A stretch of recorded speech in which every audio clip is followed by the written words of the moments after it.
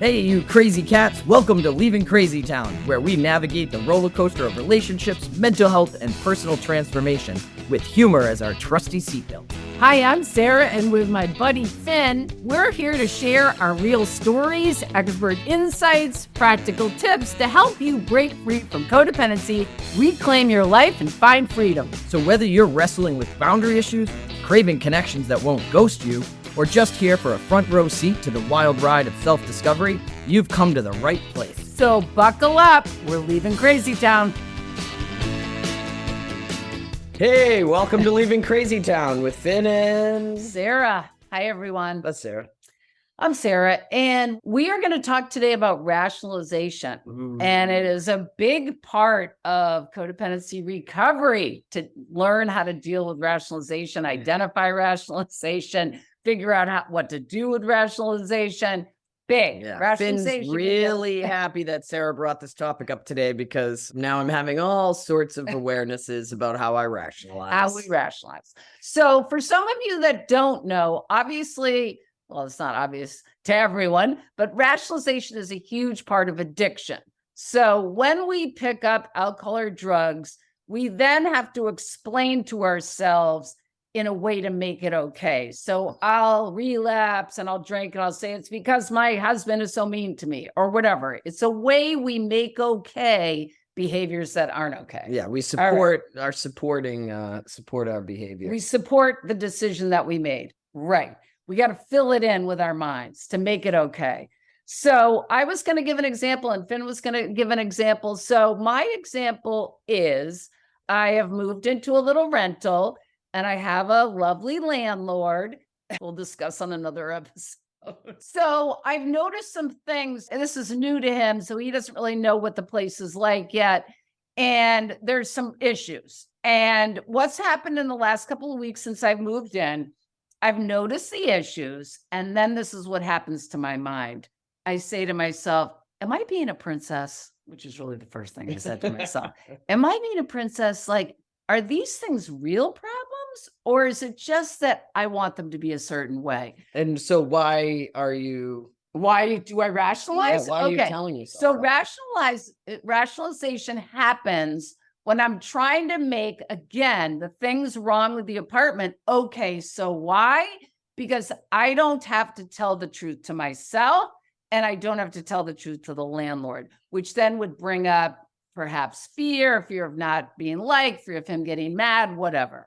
So one of the tools with rationalization when you're questioning yourself is to do what I call a reality check, which is to call someone who may know some information about the topic. So I called my brother, who's a landlord up in Vermont, and I checked with him. I said, geez, when you move into a place, is the stove supposed to be like really disgusting and not cleaned and blah, blah, blah, and a few other issues? And he said, no, that is not okay.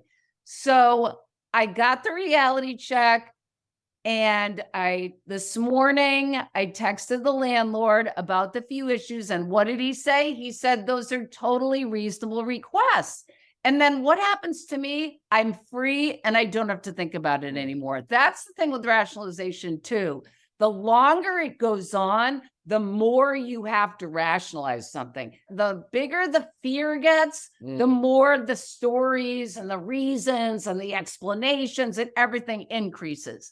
When really the final result is if you can get beyond the fear and speak up and tell your truth, which is really what it's about, freedom. Okay, so that's what this channel is all about, finding freedom. So Finn, take it away. All right, next example. Back to the dating app. Back to Finn and dating. Back to Finn and dating. Which a lot of people can relate to.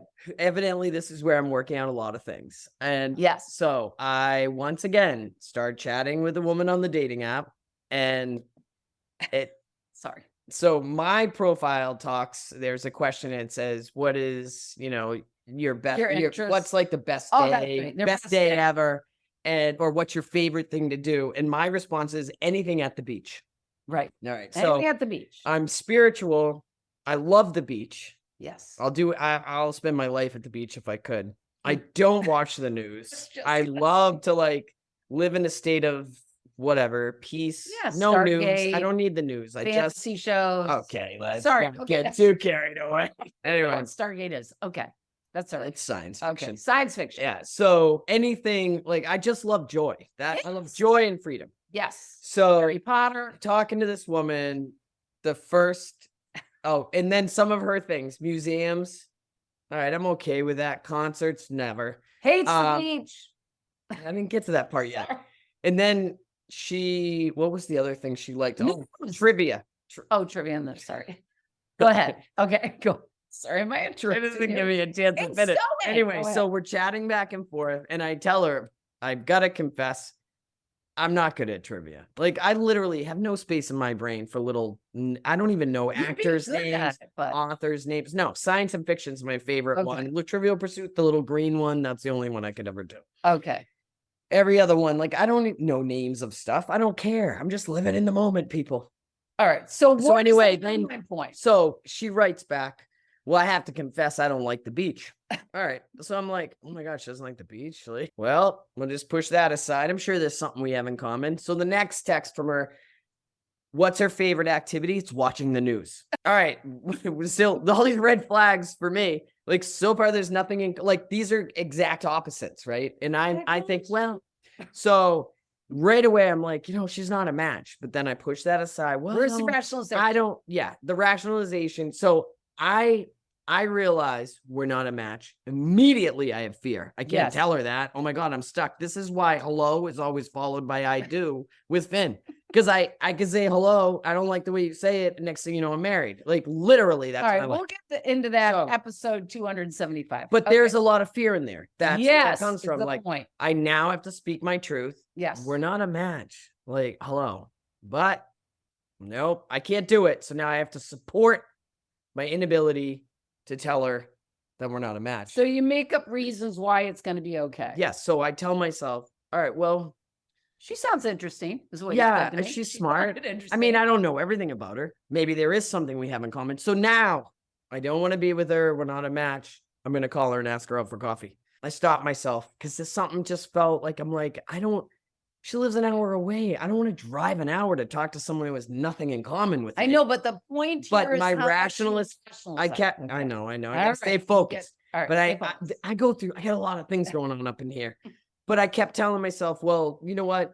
The next text, and this is the thing, every text back and forth, there was more information more truth. And I kept denying it. So what I did, I'm like, there's something off. I tell Sarah, because I know Sarah's going to put it right up in my face. Like, and I really, started screaming. So she started screaming, I can't believe, like, you have nothing in common, dump her, whatever. I'm not even going. No, I didn't say that. But... No, and we're not going out. Like, just tell. So I'm like, but I don't know how to. I'm having fear. And, and Sarah helped me. Like, you just say we're not a match. Good luck. And I'm like, I literally had, I checked with the reality check and then also recognizing the fear. That's not about her. That's not about, like, I don't even know this woman. I wouldn't know her if I ran into her. A total stranger. That's the thing that's so crazy. No, I didn't. I thought I was going to devastate a total stranger, but really, that's not what the fear was. The fear was me. It was all my stuff. Like, oh my God, nobody's going to like me. I'm going to, never be loved. Get into the underlying feelings. So I chatted with her back and I said, I'm, whatever. She's telling me her whole life story, but well, not really. She was just telling me what she's doing today. And I said, sounds like a productive day. I've been reflecting on our chats and we don't really have any interest in common. I don't think we're a match. I wish you luck in the future. And I hope you find someone. Right. End of story. Perfect. And I literally wanted to throw up. Like I was like doubled over, like, oh my God, Sarah's like, just notice, but rationalization gone. I feel totally free. I'm over it. That stomach feeling of anxiety around telling her the truth is gone. But I want to just point out, and we're going to wrap this up, but the thing that's so critical that Finn said, and we're talking here about rationalization, is it's so connected to codependency because we get into relationships or we stay in relationships or we make okay certain aspects of relationships by rationalizing. So that's why this is such a critical piece of healing from codependency, and why healing from codependency is about, what do I want? What do I need? What do I think? And what do I feel? And what do I want to do? And it's not about what we project this other person is going to think or feel. We're coming back to ourselves, which is what the whole thing about healing is. We want to be with ourselves. All right. Key. Awesome. What do we say at the end always? Well, I want to say before at the end is if you find yourself saying, I shouldn't feel this way. Yes. Look at what comes after that. Yes. And know that all feelings are okay. There's no good or bad. If you feel that way, you feel that way. Period. At the end. We're leaving Crazy Town. We're out of here. Join us. Thanks for listening to Leaving Crazy Town. We hope today's episode offered you valuable insights and tools to help navigate your relationship. If you found our discussion helpful, please rate, review, and subscribe to our podcast. And share it with a friend. Misery loves company, right? Stay connected with us on social media and visit our website for additional resources and updates on future episodes. Until next time, remember that breaking free from codependency is a journey, and we're here to help you every step of the way. And hey, if all else fails, at least you'll have a few left. So buckle up. We're leaving Crazy Town.